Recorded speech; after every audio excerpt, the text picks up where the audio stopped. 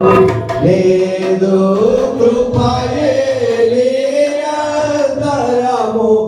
ఎలా చేయుగా లేదు కృపయే నిరంతరము ఎలా చేయుగా ఎన్నోనే ఆనందముతో